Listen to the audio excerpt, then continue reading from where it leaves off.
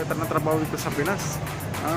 Ang mga bilhin, mababa sahod, saka pwede makakakuha ng trabaho na pwede kabuhay ko.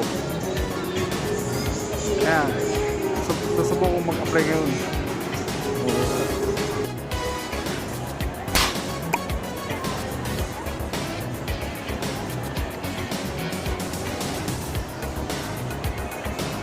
Buhay OFW, pangarap mo'y matutupad. Sa iyong pagsisikap, ang araw ay sisikat. Buhay OFW. Mag-apply po ng work sa abroad. Hi sir, I want to apply in Japan. I will introduce myself in Japanese language so you can understand me. Okay. 私は名前はリノです。でももうください。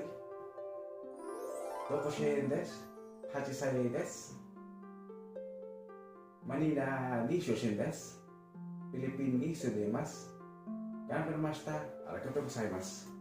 Okay sir, I want to apply in Japan. What will be your qualification for applying for applicant? Ito yung mga requirements ko, sir. Bali, ang qualification po ay kailangan may work experience and 25 age below only. Ang case ko po, ma'am, 25 age above na po ako, over siya po po. Pwede po, maaari pa po akong makapag-apply to abroad po, sir. Mr. Dino, I wanted to say this. However, you not qualified to apply for a job abroad because of the age limit. I have something to say before you not what me to qualify me in this work. May papakita po sa inyo, ma'am. Wala po dapat discrimination sa pag-apply po ng work. Lalo kung lokalma o OFW. Ito po yung Republic Act of Prohibited Discrimination. Ito po yung, ma'am.